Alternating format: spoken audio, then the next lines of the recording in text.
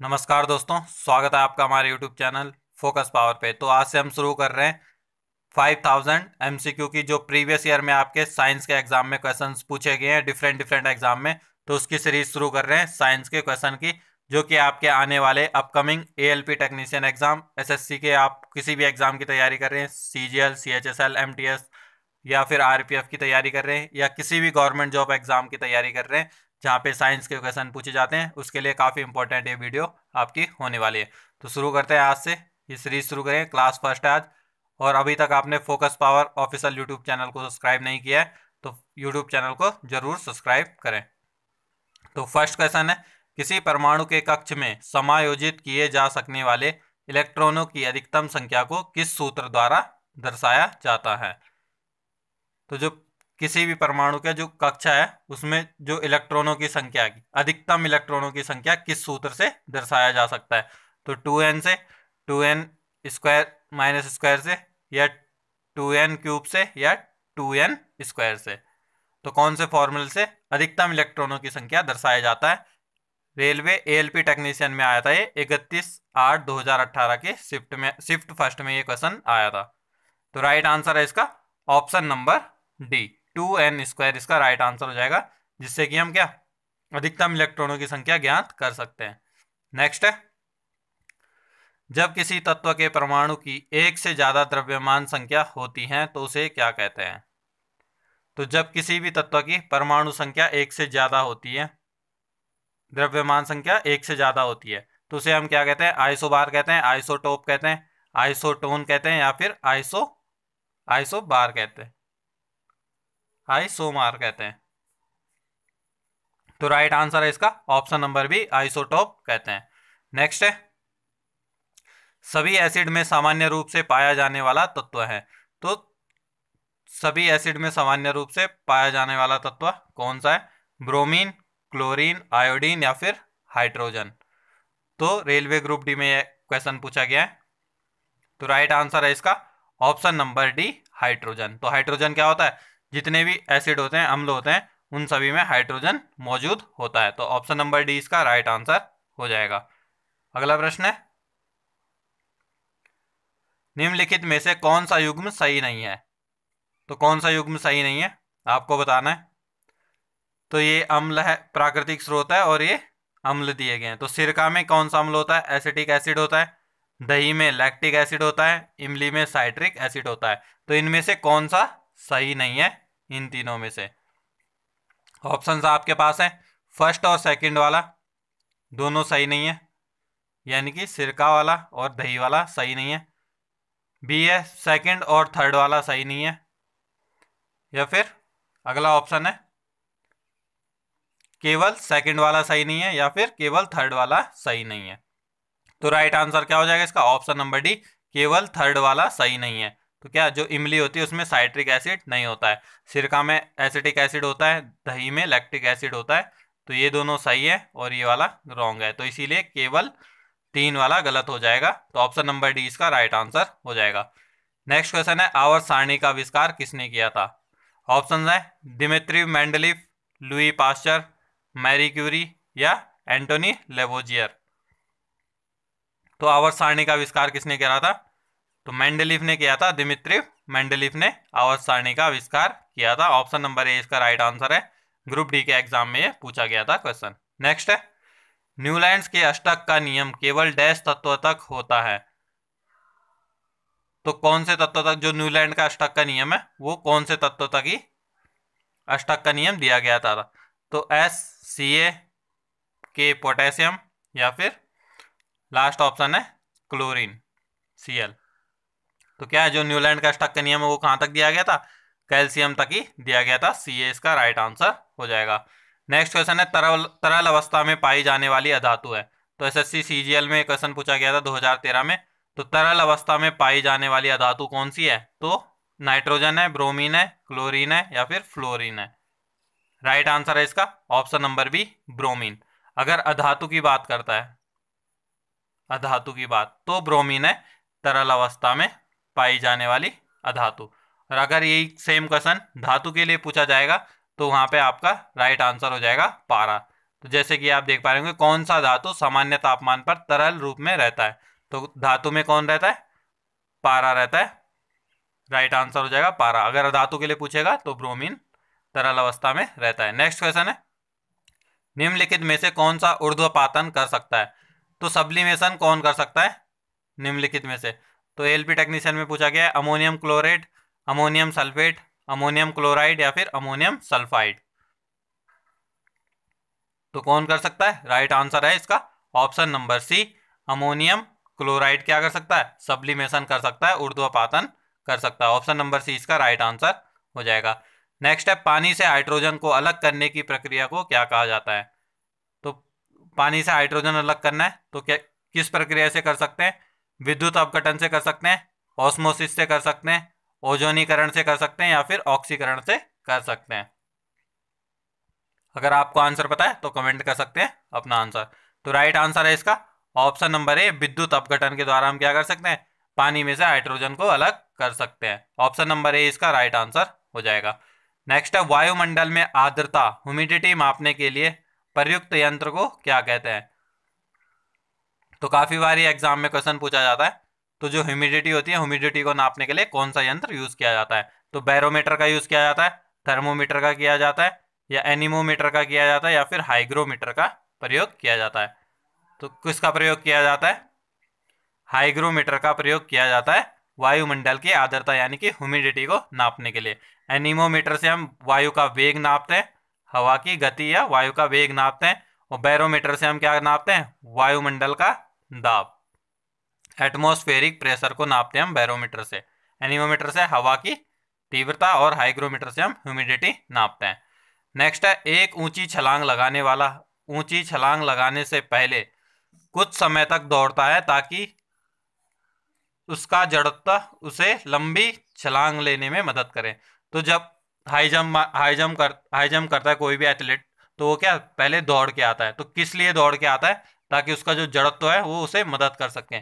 कौन सा जड़त्व है? आराम का जड़त्व, दिशा का जड़त्व, आकार का जड़त्व या फिर गति का जड़त्व। तो कौन सा जड़त्व के लिए भागता है? गति के जड़त्व के लिए। तो क्या जो गति का जड़त्व होता है वो उसे कूदने में मदद करता है। तो ऑप्शन नंबर डी इसका राइट आंसर हो जाएगा। टेक्नीशियन के एग्जाम में ये क्वेश्चन पूछा गया था। नेक्स्ट है, मेज पर रखी गई पुस्तकों का ढेर डैश के कारण हटता नहीं है।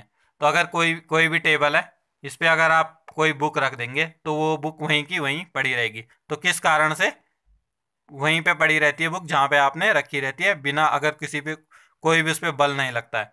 तो जड़त्व के कारण, गति के कारण, चुंबकत्व के कारण या फिर गुरुत्वाकर्षण के कारण। तो मेज पे रखी हुई पुस्तक वहां पे से नहीं हटती, किस कारण से? जड़त्व के कारण से। ऑप्शन नंबर ए इसका राइट आंसर हो जाएगा। नेक्स्ट है, न्यूटन के गति के नियमों का प्रकाशन वर्ष क्या था? तो क्या था न्यूटन के गति के नियम का प्रकाशन वर्ष? 1678, 1778, 1787 या फिर 1687। तो न्यूटन के नियम का प्रकाशन वर्ष क्या क्या था? गति के नियम का प्रकाशन वर्ष 1687 था। ऑप्शन नंबर डी इसका राइट आंसर हो जाएगा। 30 क्वेश्चन रखे गए इसमें, 10-10 है पर्टिकुलर सब्जेक्ट से, 10 केमिस्ट्री, 10 फिजिक्स और 10 बायोलॉजी से।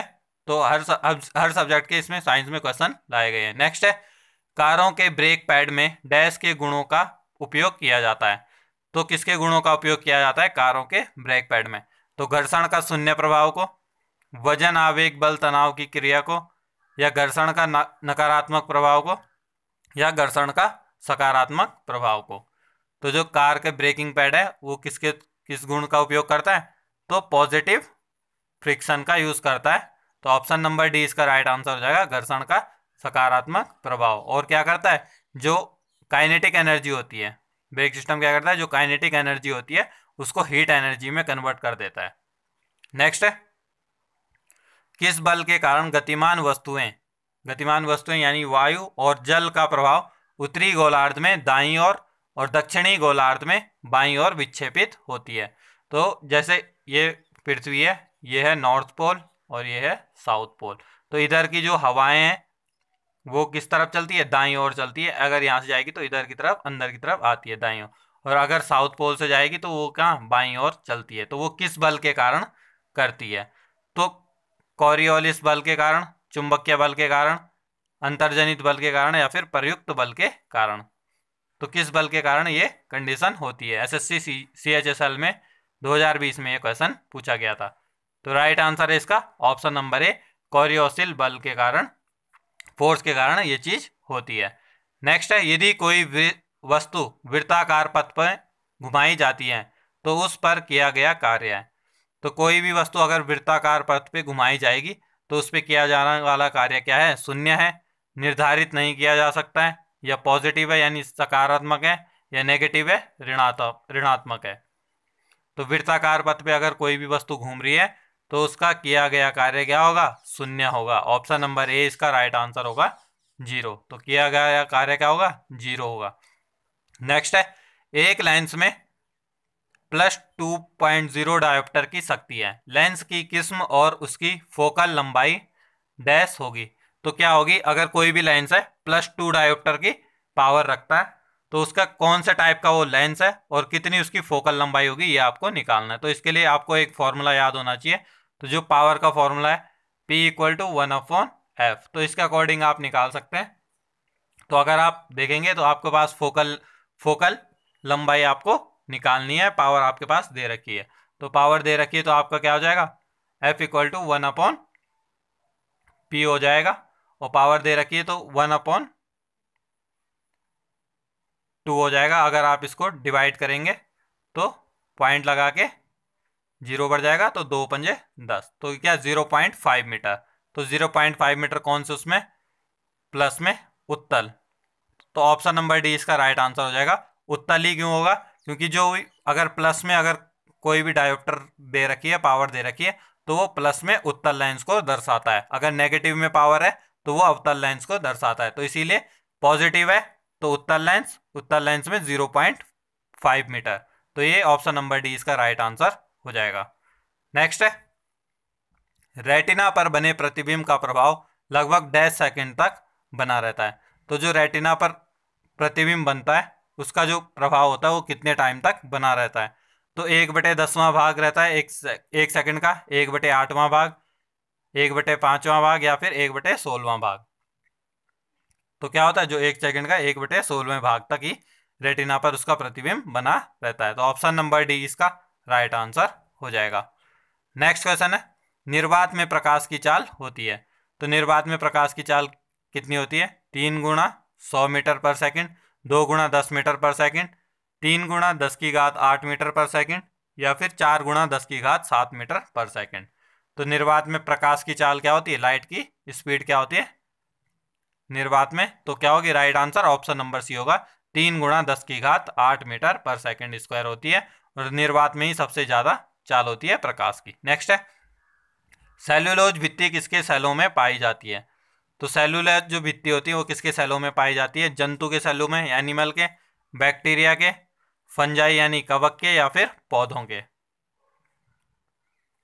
तो जो सेलुलोज की जो वॉल होती है, सेल वॉल होती है, वो किस में पाई जाती है? पौधों में पाई जाती है। और अगर कवक की बात करें तो कवक में किसकी पाई जाती है? काइटिन की वॉल पाई जाती है, और पौधों में पाई जाती है सेलुलोज की वॉल। तो इस क्वेश्चन का राइट आंसर है ऑप्शन नंबर डी, पौधे। नेक्स्ट है, उत्तक क्या होता है? तो क्या होता है? टिश्यू क्या होता है?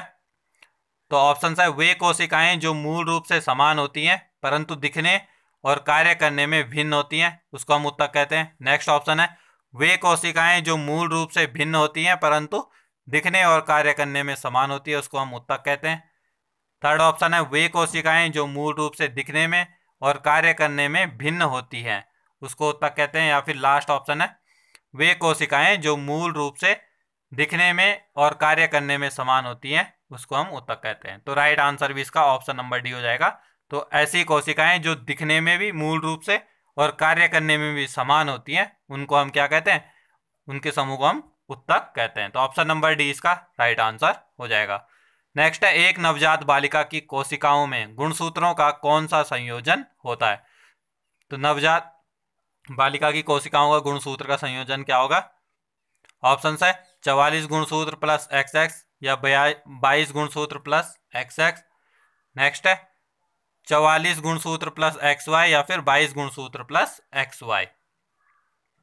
तो क्या होगा, नवजात बालिका है यानी लड़की की बात कर रहे हैं तो क्या होगा 44 गुणसूत्र प्लस एक्स एक्स। अगर लड़के के लिए करता है, बालक के लिए कहता है तो एक्स वाई होता है यहाँ पे 44 गुणसूत्र प्लस एक्स वाई। तो यहाँ पे बालिका की बात कर रहा है तो इसलिए ऑप्शन नंबर ए इसका राइट आंसर हो जाएगा। नेक्स्ट क्वेश्चन है, 5 जगत वर्गीकरण का प्रस्ताव किसने दिया था? तो 5 किंगडम क्लासिफिकेशन किसने दिया था? ऑप्शन है ऑर्नेस्ट मेयर ने, आर.एच. विटेकर ने, एम.डब्ल्यू. वेजरेनिक ने, या डी.वाई. इवोनस्की ने किया था। तो राइट आंसर है इसका 5 जगत वर्गीकरण किसका प्रस्ताव किसने दिया था? आर.एच. विटेकर ने दिया था। ऑप्शन नंबर बी इसका राइट आंसर हो जाएगा। नेक्स्ट है, दूसरा सबसे बड़ा प्राणी संघ कौन सा है? तो सबसे बड़ा दूसरे नंबर पे कौन सा प्राणी संघ आता है? ऑप्शन है टीनोफेरा, पोरीफेरा, मोलास्का या प्लेटीहेल्मिन्थीस। तो क्या होगा, दूसरे नंबर पे मोलास्का आता है। सबसे बड़ा समूह में दूसरे नंबर पे मोलास्का आता है। नेक्स्ट है ऑप्शन नंबर सी इसका राइट आंसर हो जाएगा। नेक्स्ट है, खून में कौन सा अवयव नहीं होता है? तो इनमें से कौन सा अवयव खून में नहीं होता है? आरबीसी नहीं होता है, रेड ब्लड सेल, डब्ल्यूबीसी नहीं होता है, व्हाइट ब्लड सेल, या प्लेनसेटा नहीं होता है, या फिर प्लाज्मा नहीं होता है। तो ब्लड में कौन सी चीज इन चारों में से होती नहीं है? तो कौन सा नहीं होता? प्लेनसेटा नहीं होता ब्लड में। आरबीसी भी होती है, डब्ल्यूबीसी भी होती है और प्लाज्मा भी होता है। तो इसलिए ऑप्शन नंबर सी इसका राइट आंसर हो जाएगा। नेक्स्ट क्वेश्चन है, निम्नलिखित में से कौन सा आयरन का सबसे प्रचुर स्रोत है? तो आयरन का प्रचुर मात्रा किसमें पाई जाती है? तो हरी सब्जी में पाई जाती है, फलियों में पाई जाती है, अंडे में पाई जाती है, या फिर दूध में पाई जाती है। तो आयरन किस में पाया जाता है प्रचुर मात्रा में? तो हरी सब्जियों में पाया जाता है, ग्रीन वेजिटेबल में। अंडे में प्रोटीन पाया जाता है प्रचुर मात्रा में, दूध में कैल्शियम पाया जाता है। तो इसका राइट आंसर है ऑप्शन नंबर ए, हरी सब्जियां। नेक्स्ट है, ग्लूकोमा व ट्रैकोमा बीमारी है। तो किससे संबंधित बीमारी है ग्लूकोमा व ट्रैकोमा? तो कानों की बीमारी है, गर्दन की बीमारी है, मस्तिष्क की बीमारी है, या फिर आंखों की बीमारी है? तो अगर आपको आंसर पता है तो आप कमेंट कर सकते हैं आंसर। तो राइट आंसर हो जाएगा इसका ऑप्शन नंबर डी, आंखों की बीमारी है। ग्लूकोमा व ट्रैकोमा क्या होती है? आंखों से संबंधित बीमारी है। नेक्स्ट है, निम्नलिखित में से कौन गर्म पानी के कुंडों, गहरे समुद्रों, तृप्त कंधारों और अंटार्कटिका की बर्फ जैसे जीवन यापन हेतु जटिल निवास स्थान में भी निवास कर सकता है? यानी कि वो गर्म चीज में भी, बहुत ज़्यादा गर्म चीज़ों में भी रह सकता है और बहुत ज़्यादा ठंडी चीज़ों में भी निवास कर सकता है जटिल परिस्थितियों में। तो क्या है, विषाणु है, अमीबा है, जीवाणु है, या युग्लिना है? तो कौन कर सकता है? राइट आंसर हो जाएगा ऑप्शन नंबर सी, जीवाणु। तो जीवाणु क्या है, गर्म पानी के कुंडों में भी और अंटार्कटिका की बर्फ में भी जटिल निवासों में निवास कर सकता है। तो ऑप्शन नंबर सी इसका राइट आंसर हो जाएगा। एएलपी टेक्नीशियन में पूछा गया था ये 2018 में। नेक्स्ट है, सामान्य मानव का कौन सा हिस्सा प्रति माह लगभग आधा इंच की दर से बढ़ता है? तो जो नॉर्मल ह्यूमन है उसका कौन सा हिस्सा है शरीर का जो कि आधे इंच की दर से हर माह बढ़ता है? तो छोटी आंत है, बड़ी आंत है, बाल है, या नाखून है? तो राइट आंसर हो जाएगा इसका ऑप्शन नंबर सी, बाल। तो बाल क्या होता है? आधा इंच की दर से हर माह बढ़ता है सामान्य मनुष्य के। तो ये थी आज की वीडियो। आई होप आपको वीडियो अच्छी लगी होगी। वीडियो अच्छी लगी तो वीडियो को लाइक करें, शेयर करें और चैनल को सब्सक्राइब करें। और आने वाली एएलपी टेक्नीशियन की और एसएससी की कोई भी एग्जाम की आप तैयारी कर रहे हैं तो ये क्वेश्चन सीरीज आपके लिए काफ़ी इंपॉर्टेंट होने वाली है। इसमें हम सारे प्रीवियस ईयर के क्वेश्चन कवर करने वाले हैं। और अगर आप पीडीएफ चाहते हैं तो टेलीग्राम चैनल को ज्वाइन करें, @फोकस पावर यूट्यूब को सर्च करेंगे तो आपको यहाँ चैनल मिल जाएगा। और एएलपी के ग्रुप के साथ जुड़ने के लिए आप @रेलवे एएलपी टेक्नीशियन सर्च करेंगे टेलीग्राम पे तो आपको ग्रुप मिल जाएगा, उस ग्रुप को आप ज्वाइन कर सकते हैं। तो आज के लिए इतना ही। अगर वीडियो अच्छी लगी तो वीडियो को लाइक करें, शेयर करें, चैनल को सब्सक्राइब करें। धन्यवाद। जय हिंद।